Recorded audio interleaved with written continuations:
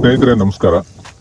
ಇವತ್ತಿನ ದಿವಸ ನಾವು ಹಿಂಗಾರು ಹಂಗಾಮಲ್ಲಿ ಅಡಿಕೆ ಬೆಳೆಗೆ ಪೋಷಕಾಂಶಗಳ ನಿರ್ವಹಣೆ ಬಗ್ಗೆ ನಾವು ಮಾಹಿತಿಯನ್ನ ಪಡೆದುಕೊಳ್ಳೋಣ.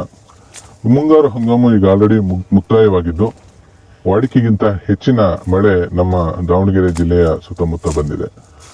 ಹಾಗಾಗಿ ಹಿಂಗಾರಿನಲ್ಲಿ ನಾವು ಪೋಷಕಾಂಶಗಳ ನಿರ್ವಹಣೆಯನ್ನ ಮಾಡ್ತಕ್ಕಂಥ ಒಂದು ಸಂದರ್ಭ ಇದಾಗಿದೆ. ಸಾಮಾನ್ಯವಾಗಿ ಅಡಿಕೆ ಗಿಡಕ್ಕೆ ಪೋಷಕಾಂಶಗಳ ನಿರ್ವಹಣೆಯನ್ನು ಮಾಡ್ತಕ್ಕಂಥದ್ದು ವರ್ಷಕ್ಕೆ 2 ಬಾರಿ ಮಾಡ್ತೇವೆ. ಅದರಲ್ಲಿ ಮುಂಗಾರಿನಲ್ಲಿ ಜೂನ್ ಜುಲೈ ತಿಂಗಳಲ್ಲಿ ಮಾಡ್ತೇವೆ. ಅದೇ ರೀತಿ ಹಿಂಗಾರಲ್ಲಿ ನಾವು ಸೆಪ್ಟೆಂಬರ್ ಅಕ್ಟೋಬರ್ ತಿಂಗಳಲ್ಲಿ ನಾವು ಪೋಷಕಾಂಶಗಳ ನಿರ್ವಹಣೆಯನ್ನ ಮಾಡ್ತಾ ಬಂದಿದ್ದೇವೆ. ಈ ಹಿಂಗಾರಿನಲ್ಲಿ ಕೊಡ್ತಕ್ಕಂಥ ಪೋಷಕಾಂಶಗಳು ಪ್ರಾಮುಖ್ಯತೆ ಏನು, ಯಾವ್ಯಾವ ಪೋಷಕಾಂಶಗಳನ್ನ ನಾವು ನೀಡಬೇಕು ಅಂತಕ್ಕಂಥದ್ದು ಇವತ್ತಿನ ದಿವಸ ನಾನು ನಿಮಗೆ ತಿಳಿಸ್ಲಿಕ್ಕೆ ಇಚ್ಛೆ ಪಡ್ತೇನೆ. ಸಾಮಾನ್ಯವಾಗಿ ಬಹಳಷ್ಟು ಜನ ರೈತ ಬಾಂಧವರು ಏನ್ ಮಾಡ್ತಾರಪ್ಪ ಅಂತಂದ್ರೆ, ಹಿಂಗಾರಿನಲ್ಲಿ ಕೊಡ್ತಕ್ಕಂಥ ರಸಗೊಬ್ಬರವನ್ನ ಕಾಲವನ್ನ ಬದಲಾವಣೆ ಮಾಡ್ತಾರೆ. ಯಾಕಪ್ಪ ಅಂತ ಹೇಳಿದ್ರೆ, ಬಹಳಷ್ಟು ರೈತ ಬಾಂಧವರಲ್ಲಿ ಒಂದು ಯೋಚನೆ ಏನಪ್ಪಾ ಇದೆ ಅಂತ ಹೇಳಿದ್ರೆ, ಅಡಿಕೆ ಕೊಯ್ಲಾದ ನಂತರ ನಾವು ರಸಗೊಬ್ಬರವನ್ನು ಕೊಟ್ರೆ ಅದು ಗಿಡಕ್ಕೆ ಅನುಕೂಲ ಆಗ್ತದೆ. ನಾವು ಅಡಿಕೆ ಫಸಲು ಇನ್ನು ಇರುವಾಗ ನಾವು ಈ ಪೋಷಕಾಂಶಗಳನ್ನು ಕೊಟ್ಟಾಗ ಇರ್ತಕ್ಕಂಥ ಒಂದು ಫಸಲು ಆ ಒಂದು ಪೋಷಕಾಂಶಗಳನ್ನು ತೆಗೆದುಕೊಂಡು ಹೋಗುತ್ತೆ ಅಂತಕ್ಕಂಥ ಒಂದು ತಪ್ಪು ಪರಿಕಲ್ಪನೆ ನಮ್ಮ ರೈತ ಬಾಂಧವರಲ್ಲಿ ಇದೆ. ಹಾಗಾಗಿ ರೈತರಿಗೆ ನಾನು ಹೇಳಬೇಕಾಗಿದ್ದೇನಪ್ಪ ಅಂತ ಹೇಳಿದ್ರೆ, ನೀವು ಅಡಿಕೆ ಪೋಷಕಾಂಶವನ್ನು ನೀಡೋದಕ್ಕೂ ಅಥವಾ ಅಡಿಕೆಯನ್ನ ಕೊಯ್ಲು ಮಾಡೋದಕ್ಕೂ ಯಾವುದೇ ರೀತಿಯ ಒಂದು ಸಂಪರ್ಕ ಇರೋದಿಲ್ಲ, ಯಾವುದೇ ರೀತಿಯ ಒಂದು ಸಂಬಂಧನೂ ಸಹ ಇರೋದಿಲ್ಲ. ಹಾಗಾಗಿ ನಾವು ಹಿಂಗಾರಿನಲ್ಲಿ ಕೊಡ್ತಕ್ಕಂಥ ಒಂದು ಪೋಷಕಾಂಶವನ್ನ ಅಕ್ಟೋಬರ್ ನವೆಂಬರ್ ತಿಂಗಳ ಒಳಗಡೆ ನಾವು ಕೊಟ್ರೆ ಏನಾಗುತ್ತಪ್ಪ ಅಂತ ಹೇಳಿದ್ರೆ, ನಾವು ಕೊಟ್ಟಂತ ಒಂದು ಪೋಷಕಾಂಶ ಏನಿದೆ ಅದು ಭೂಮಿಯಲ್ಲಿ ಕರಗಿಬಿಟ್ಟು ಅದು ಆಮ್ಲ ರೀತಿಯಾಗಿ ಕನ್ವರ್ಷನ್ ಆಗಿ ಅದು ಗಿಡಗಳಿಗೆ ಸಿಗ್ಬೇಕು ಅಂತ ಹೇಳಿದ್ರೆ 2 ತಿಂಗಳು ಬೇಕಾಗ್ತದೆ.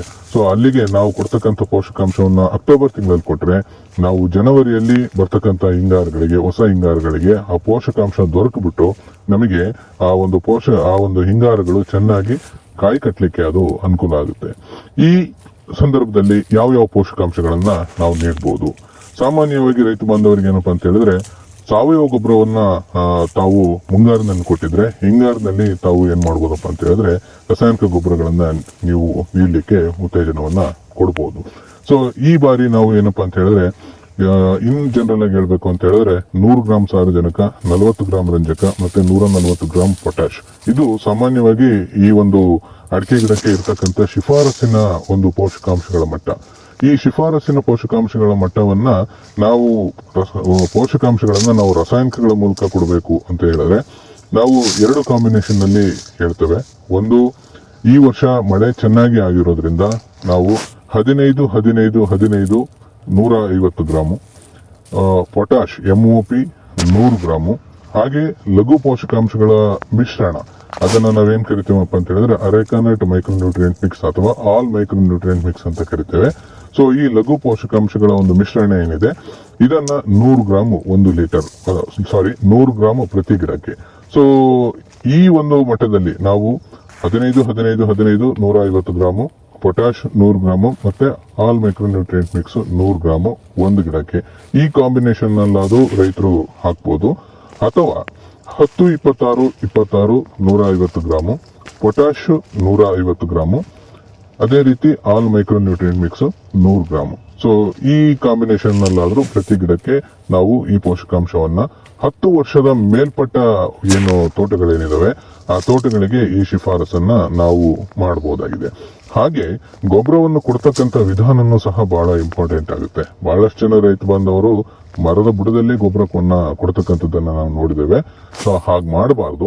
ತಾವು ಈ ಗಿಡದಿಂದ 2 ಅಡಿ ಅಂತರದಲ್ಲಿ ದೂರದಲ್ಲಿ ತಾವು ನೇಗಿಲು ಸಾಲಲ್ಲಾದ್ರೂ ಗೊಬ್ಬರವನ್ನ ಹಾಕಿ ಮುಚ್ಚಬಹುದು, ಅಥವಾ ಒಂದು 2 ಅಡಿ ದೂರದಲ್ಲಿ ಆ ಕಡೆ ಮತ್ತೆ ಈ ಕಡೆ ಒಂದು ಗುದ್ಲಿನಲ್ಲಿ ಒಂದು ಗುಂಡಿಯನ್ನು ಮಾಡಿ ಅದರಲ್ಲಾದ್ರೂ ನೀವು ಗೊಬ್ಬರವನ್ನು ಹಾಕಿ ಒಟ್ಟು ಯಾವುದೇ ಗೊಬ್ಬರವನ್ನು ಕೊಡಬೇಕಾದ್ರೆ ಅದು ಮಣ್ಣಲ್ಲಿ ಮುಚ್ಚಬೇಕು.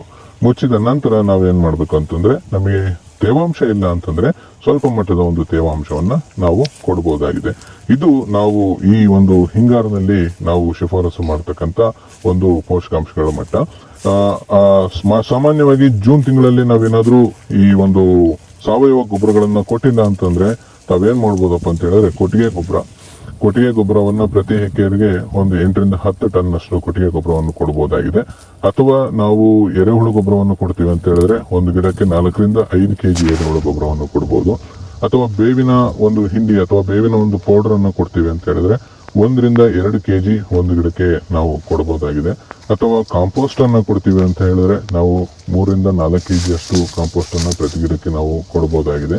ಸೊ ಈ ರೀತಿಯಾಗಿ ಕುರಿ ಗೊಬ್ಬರವನ್ನು ನಾವು ಕೊಡ್ತೀವಿ ಅಂತ ಹೇಳಿದ್ರೆ ಪ್ರತಿ ಗಿಡಕ್ಕೆ 2ರಿಂದ 4 ಕೆಜಿ ಅಷ್ಟು ನಾವು ಒಂದು ಗಿಡಕ್ಕೆ ಕೊಡಬಹುದಾಗಿದೆ. ಈ ರೀತಿ ಸಾವಯವ ಗೊಬ್ಬರಗಳು ಪ್ಲಸ್ ಅದರ ಜೊತೆಗೆ ಸ್ವಲ್ಪ ರಾಸಾಯನಿಕ ಗೊಬ್ಬರಗಳನ್ನ ನಾವು ನೀಡಿದಾಗ ಮುಂದಿನ ಒಂದು ಬೆಳೆಯನ್ನು ನಿರ್ಧಾರ ಮಾಡತಕ್ಕಂತ ಒಂದು ಏನು ಈ ಫಲಿತಾಂಶ ಏನಿದೆ ಅದು ಈ ಹಿಂಗಾರಿನಲ್ಲಿ ಕೊಡ್ತಕ್ಕಂಥ ಪೋಷಕಾಂಶಗಳಲ್ಲಿ ಇರುತ್ತೆ ಅಂತ ಈ ಒಂದು ಮಾಹಿತಿಯನ್ನ ತಮ್ಮೊಂದಿಗೆ ಹಂಚಿಕೊಳ್ಳಿಕ್ಕೆ ನಾನು ಇಷ್ಟಪಡ್ತೇನೆ.